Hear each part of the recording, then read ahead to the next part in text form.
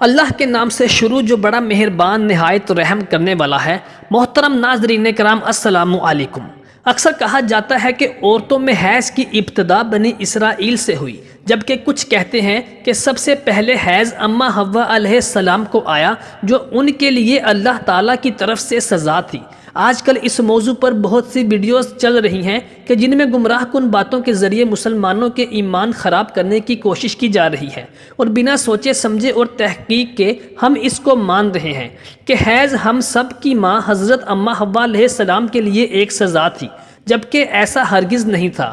آج کی ویڈیو انتہائی تحقیق کے بعد بنائی گئی ہے، جس میں ہم اپنے ناظرین کو قرآن و حدیث اور مستند روایات سے ان سب سوالات کے جواب دینے کی کوشش کریں گے کہ حیض کی ابتدا کیسے ہوئی، اور کیا یہ لڑکیوں کے لیے سزا ہے، اور کیا یہ سچ ہے کہ اماں حوا علیہ السلام کو سب سے پہلے حیض آیا جو اللہ کی طرف سے ان کے لیے سزا تھی۔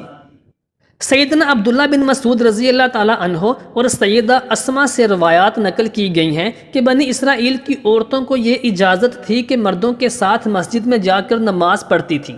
مردوں اور عورتوں کے درمیان ایک پردہ لٹکایا جاتا تھا۔ پھر ایک دن ایک لڑکی مسجد میں نماز ادا کرنے کے لیے آئی۔ وہ اپنی ایڑیاں اٹھا کر مردوں میں اپنے عاشق دوست کو جھانکنے لگی، تو اس کے بعد اس نے روز کا یہ معمول بنا لیا تھا کہ وہ ہر نماز کے بعد اپنے دوست اپنے عاشق کو دیکھنے کے لیے ایڑیاں اٹھا کر پردے سے پیچھے دیکھا کرتی تھی، جس کی دیکھا دیکھی کچھ اور عورتوں نے بھی مسجد میں غیر مردوں کو دیکھنا شروع کر دیا۔ چنانچہ ان کو مسجد میں جانے سے روکنے کے لیے اللہ تعالیٰ نے ان پر حیض مسلط کر دیا۔ کچھ لوگوں کا یہ کہنا ہے کہ حیض کی ابتدا اسی دن سے بنی اسرائیل کی عورتوں سے ہوئی، جو کہ غلط ہے۔ کچھ مفسرین اس روایت کی تفسیر میں بیان کرتے ہیں کہ حیض کی بیماری معمولی نہ تھی، بلکہ بنی اسرائیل کی عورتوں کو مسجد میں گناہ کرنے کے لیے جانے سے روکنے کے لیے 4 مہینے کی سزا اللہ تعالیٰ کی طرف سے دی گئی تھی۔ بعض روایات میں یہ بھی آتا ہے کہ عورتوں نے اللہ تعالیٰ سے معافی مانگی تو اللہ تعالیٰ نے عورتوں کی توبہ کو قبول کر لیا اور یہ عذاب عورتوں پر ختم ہو گیا۔ پیارے دوستو، مستند احادیث میں ہے کہ عورتوں میں حیض کی ابتدا روز ازل سے ہے۔ حیض کے حوالے سے 2 احادیث بیان کرتے ہیں۔ ان احادیث سے ثابت ہوتا ہے کہ حیض روز ازل سے ہے، نہ کہ بنی اسرائیل کی عورتوں سے اس کی ابتدا ہوئی۔ سیدہ عائشہ رضی اللہ تعالیٰ عنہ حجۃ الوداع کے موقع پر نبی کریم صلی اللہ علیہ وآلہ وسلم کے ساتھ حج کے ارادے سے نکلیں۔ راستے میں انہیں حیض آ گیا۔ اس اندیشے سے رونے لگیں کہ اب وہ مناسک حج ادا کرنے سے محروم ہو جائیں گی۔ آپ صلی اللہ علیہ وسلم کو معلوم ہوا تو آپ نے انہیں سمجھاتے ہوئے فرمایا کہ یہ ایسی چیز ہے جس میں اللہ تعالیٰ نے اولاد آدم میں عورتوں کے لیے لازم کر دیا ہے۔ اس حالت میں تم بھی وہی کرو جو سب کرتے ہیں، جو ایک حاجی کرتا ہے، صرف پاک ہونے تک بیت اللہ کا طواف نہ کرنا۔